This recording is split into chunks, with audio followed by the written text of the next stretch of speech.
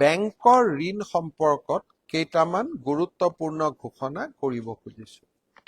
কেন্দ্ৰীয় বিত্তমন্ত্ৰী নিৰ্মলা সীতাৰমণৰ লগত মোৰ আলোচনা হৈছিলে এই বিষয়বোৰ সম্পৰ্কত আৰু তেখেতৰ লগত তেখেতে দিয়া পৰামৰ্শ মতে আজি মই ষ্টেট লেভেল বেংকিং কমিটি SLBCৰ বিশেষ বৈঠক এখন আহ্বান কৰিছিলোঁ আৰু SLBCৰ বিশেষ বৈঠকত ৰিজাৰ্ভ বেংক অফ ইণ্ডিয়া, নাবাৰ্ডকে আদি কৰি সকলো বেংক উপস্থিত আছিলে। বেংকসমূহে মোক জনোৱা মতে শিৱসাগৰ আৰু চৰাইদেউ জিলা আৰু যোৰহাট আৰু গোলাঘাট জিলাত 3.18 লাখ এক্টিভ বেংক একাউণ্ট আছে আৰু বৰ্তমান আউটষ্টেণ্ডিং লোনৰ পৰিমাণ হৈছে 11,400 কোটি টকা। ইয়াত কৃষি ঋণো আছে, SHG আত্মসহায়ক গোটৰ মহিলাসকলৰ ঋণো আছে, MSME অৰ্থাৎ লঘু আৰু ক্ষুদ্ৰ উদ্যোগীৰো আছে আৰু হাউচিং, পাৰ্চনেল লোন, গাড়ী লোন ইয়াত সকলোবোৰ সমাহিত হৈ আছে।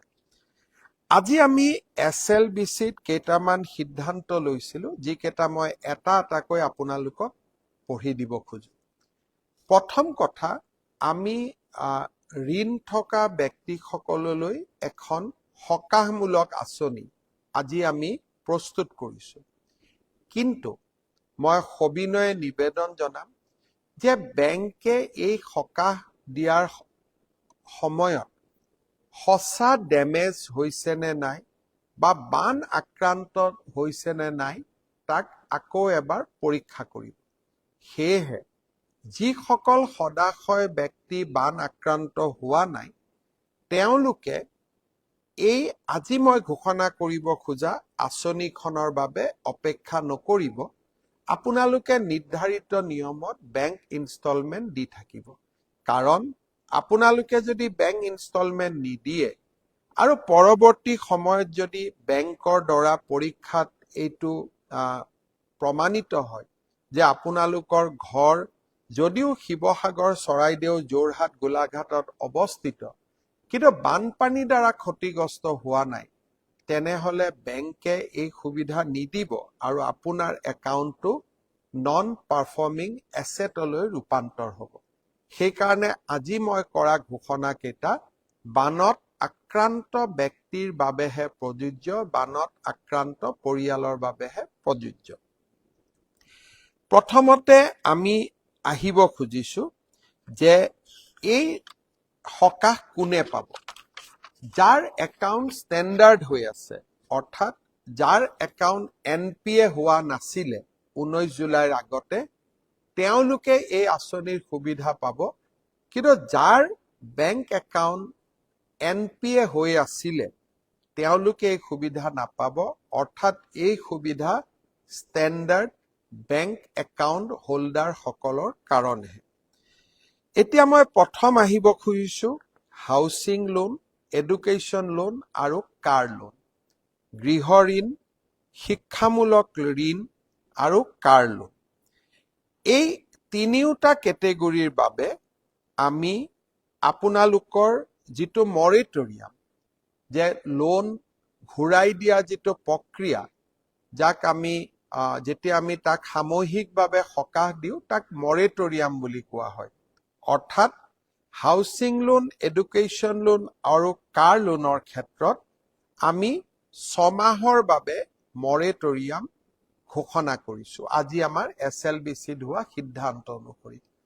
অৰ্থাৎ অহা 6 মাহলৈকে আপোনালোকে যিসকলৰ শিৱসাগৰ, চৰাইদেউ, গোলাঘাট আৰু যোৰহাট জিলাৰ যিসকল এফেক্টেড ফেমিলি, সেই এফেক্টেড ফেমিলিসকলে অহা 6 মাহৰ বাবে লোন ঘূৰাই দিব নালাগে, তেওঁলোকক আমি মৰেটৰিয়াম ঘোষণা কৰিছো।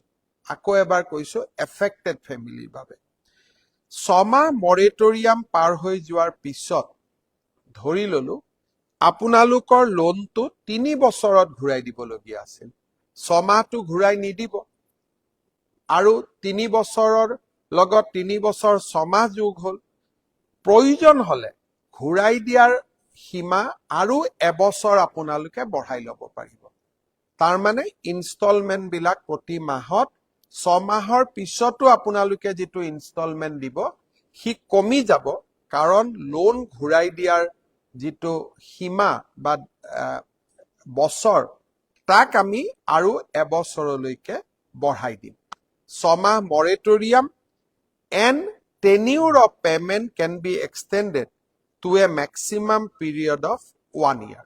অৰ্থাৎ maximum এবছৰলৈকে আমি লোন ঘূৰাই দিয়াৰ tenure বঢ়াই দিম আৰু 6 মাহ মৰেটৰিয়াম আৰু মৰেটৰিয়াম কেতিয়াৰ পৰা এফেক্ট হ'ব 19 জুলাই 2026 অৰ্থাৎ বানপানী হোৱাৰ দিনাখনৰ পৰা এইটো হ'ল হাউচিং লোন এডুকেশ্যন লোন আৰু কাৰ লোন এইবাৰ আমি আহিছো কৃষি ঋণ আৰু আত্মসহায়ক গোটৰ ঋণৰ ওপৰত এই দুই শ্ৰেণীৰ ঋণৰ ক্ষেত্ৰতো 6 মাহৰ বাবে আমি মৰেটৰিয়াম ঘোষণা কৰিছো অৰ্থাৎ 6 মাহৰ বাবে আপোনালোকে লোন ঘূৰাই দিব নালাগে ইনষ্টলমেন্টবোৰ দিব নালাগে 6 মাহ আপোনালোকে বেংকক একো দিব নালাগে 6 মাহৰ পিছতো লোন ঘূৰাই দিয়াৰ যিটো টেনিউৰ আছিল 7 বছৰৰ লোন আছিল 10 বছৰৰ লোন আছিল তাক আমি এবছৰৰ পৰা 2 বছৰলৈকে বঢ়াই দিব পাৰি তাৰ ফলত কি লাভ হ'ব আপোনালোকৰ ইনষ্টলমেন্ট বিলাক সহজ হৈ পৰিব সো ক্ৰপছ লোন কৃষি লোন আৰু সেলফ হেল্প গ্ৰুপৰ লোনৰ ক্ষেত্ৰত 6 মাহৰ বাবে মৰেটৰিয়াম আৰু 2 বছৰ পৰ্যন্ত লোন ঘূৰাই দিয়াৰ ম্যাদ বৃদ্ধিকৰণ ই এটা আমি সকাহ দিব পাৰিছো ফিচাৰী পল্ট্ৰি পিগাৰী আৰু ডায়েৰী এই ক্ষেত্ৰতো একেই কৃষি ঋণ আৰু সেলফ হেল্প গ্ৰুপৰ লোনৰ দৰে একেই 6 মাহৰ বাবে মৰেটৰিয়াম আৰু লোন ঘূৰাই দিয়াৰ সীমা এবছৰৰ পৰা 2 বছৰলৈ বৃদ্ধি যাতে ইনষ্টলমেন্ট বিলাক সহজ হৈ পৰে মাইক্ৰো স্মল আৰু মিডিয়াম ইণ্ডাষ্ট্ৰী অৰ্থাৎ এমএসএমই বুলি আমি কওঁ ক্ষুদ্ৰ আৰু লঘু উদ্যোগ আপোনালোকৰ কাৰণেও 6 মাহৰ বাবে লোন মৰেটৰিয়াম থাকিব আৰু এইবিলাক লোন যিহেতু যথেষ্ট ডাঙৰ লোন সেই কাৰণে লোন ঘূৰাই দিয়াৰ সীমা 3 পৰা 7 বছৰলৈ আমি বৃদ্ধি কৰিব সিদ্ধান্ত লৈছো অৰ্থাৎ 6 মাহ ঘূৰাই দিব নালাগে লোন ইনষ্টলমেন্ট ইন্টাৰেষ্ট প্ৰিন্সিপল একো ঘূৰাই দিব নালাগে যাক নেকি মৰেটৰিয়াম বুলি কোৱা হয় আৰু পৰৱৰ্তী সময়ত আমি 3 পৰা 7 বছৰলৈকে লোন ঘূৰাই দিয়াৰ সীমা আমি বৃদ্ধি কৰিব পাৰিম যাতে আপোনালোকৰ লোন ঘূৰাই দিয়া ইনষ্টলমেন্ট বিলাক সহজ হৈ পৰে আজি মই যিকেইটা সিদ্ধান্ত ঘোষণা কৰিছো সেইকেইটা আপোনালোকৰ বেংকৰ লগত আপোনালোকে যোগাযোগ কৰিব আৰু বেংকৰ মেনেজাৰ সমূহে আপোনালোকক ইয়াৰ সুবিধা কেনেকৈ ল'ব পাৰি সেই বিষয়ে আপোনালোকক বুজাই ক'ব কিন্তু এই সিদ্ধান্ত আজি আমি গ্ৰহণ কৰিছো স্পেচিয়েল এছএলবিচিত য'ত নেকি ৰিজাৰ্ভ বেংক নাবাৰ্ড সকলো বেংক উপস্থিত আছিলে আৰু ই প্ৰতিটো বেংকৰ বাবে কাৰ্যকৰী হ'ব এতিয়া বহুতে লোন এনবিএফচিৰ পৰা লৈ আছে নন বেংকিং ফাইনেন্সিয়েল কৰ্পোৰেচন মই চেষ্টা কৰিম ৰিজাৰ্ভ বেংকৰ লগত কথা পাতি যে নন বেংকিং ফাইনেন্সিয়েল ইনষ্টিটিউচন বা কোম্পানীৰ পৰা এনবিএফচি টু যিসকলৰ লোন আছে তেওঁলোকেও যাতে 6 মাহৰ মৰেটৰিয়াম লাভ কৰে এই ক্ষেত্ৰতো মই আপোনালোকক অহাকালি মই ৰিজাৰ্ভ বেংকৰ লগত কথা পাতি এই সম্পৰ্কটো আপোনালোকৰ সকাহ দিবৰ বাবে মই যত্ন কৰিম ইয়াৰ পিছত ক্ষুদ্ৰ দোকানী বা সৰু সৰু যিবিলাক ৰিটেইল দোকান আছে যোনে ইতিমধ্যে বেংকৰ পৰা লোন লৈ থৈ দিছে তেওঁলোকৰ লোন আছে কিন্তু এতিয়া দোকানবিলাক নষ্ট হৈ গ'ল যোনে অলৰেডি বেংকৰ পৰা লোন লোৱা আছে বেংকবিলাকে আপোনালোকৰ একাউণ্টত, লোন একাউণ্টত আৰু 10,000 টকাৰ লোন আগবঢ়াব। ইয়াৰ বাবে কোনো গেৰেণ্টি নলয়। উইদাউট এনি কোলেটাৰেল ক্ষুদ্ৰ দোকানীসকলৰ বাবে আৰু যাৰ ইতিমধ্যে বেংকৰ লগত লোন আদান প্ৰদান চলি আছে, যাৰ লোন একাউণ্ট আছে, তেওঁলোকৰ ক্ষেত্ৰত বেংকে আৰু 10,000 টকা লোন দিব আপোনালোকক। তাৰ বাবে কোনো মৰ্টগেজ নতুনকৈ তেওঁলোকে নলয়। যি অলৰেডি পুৰণা মৰ্টগেজ আছে, সেই মৰ্টগেজৰ বিপৰীতে আপোনালোকক আৰু 10,000 টকাৰ লোন তেওঁলোকে আগবঢ়াব। আজি মই কোৱা কথাখিনি চৰকাৰী বিজ্ঞাপন এটা আমি বনাই অহা পৰহি বাতৰি কাকতবিলাকত প্ৰকাশ হোৱাকৈও আমি এই বিজ্ঞাপন প্ৰচাৰ কৰিম, যাতে মই কোৱা কথাখিনিৰ লগত বিজ্ঞাপনত অহা কথাকেইটা আপোনালোকে মিলাই চাব পাৰে আৰু বেংকক গৈ আপোনালোকে বিজ্ঞাপনটো দেখুৱাব পাৰে। শ্ৰদ্ধাৰ ৰাইজ, এই বিপদৰ সময়ত প্ৰধানমন্ত্ৰী ডাঙৰীয়া আৰু আমাৰ চৰকাৰখন আপোনালোকৰ লগত থিয় হৈ থাকিব আৰু বেংকৰ লোনৰ সম্পৰ্কত 6 মাহৰ মৰেটৰিয়াম 19 জুলাইৰ পৰাই কাৰ্যকৰী হোৱাৰ পৰিপ্ৰেক্ষিতত লোন ঘূৰাই দিয়াৰ চিন্তা আপোনালোকে অন্তত 6 মাহলৈকে কৰিব নালাগে। আৰু সেই ক্ষেত্ৰত আপোনালোকক আজি আমি সকাহ কিছু দিব পাৰিছো। আপোনালোকে নিশ্চয় অকণমান হলেও আপোনালোকৰ চিন্তাৰ পৰা আপোনালোক আঁতৰি যাব পাৰিব বা চিন্তাৰ পৰা অলপ আঁতৰি থাকিব পাৰিব আৰু 6 মাহ পৰ্যন্ত আপোনালোকে এই সুবিধা গ্ৰহণ কৰিব পাৰিব। লোনৰ টেনিউৰটো বঢ়াই দিলে ভৱিষ্যতলৈ এবছৰ বা 2 বছৰ ইনষ্টলমেণ্টবিলাক ঘূৰাই দিয়াত আপোনালোকে যথেষ্ট সুবিধা পাব। এতিয়া মই আন এটা পৰ্যায়ত আহিছো। 15,000 টকা হ'ল এটা এককালীন ঘোষণা। অহা 7 তাৰিখৰ পৰা আমি আপোনালোকৰ ঘৰসমূহৰ ডেমেজ, কাৰ কিমান ডেমেজ হৈছে, পশুধন কিমান ডেমেজ হৈছে আৰু আমাৰ হেণ্ডলুম বা আন তাঁতশাল আদি কিমান ডেমেজ হৈছে, কৃষি মাটি কিমান ডেমেজ হৈছে, তাৰ বাবে আপোনালোকক আমি আৰু কি সহায় কৰিব পাৰো, এছেছমেণ্টৰ প্ৰক্ৰিয়া 7 তাৰিখৰ পৰা আৰম্ভ হ'ব। তাৰ আগতে মই শিৱসাগৰ আৰু চৰাইদেউ জিলাত যাম।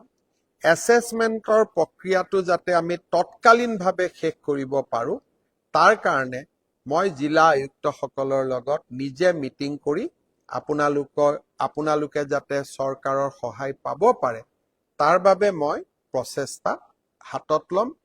আপোনালোকৰ বাবে আগবঢ়োৱা এই 15,000 টকা হ'ল মাত্ৰ অন্তৰ্বৰ্তীকালীন সহায়।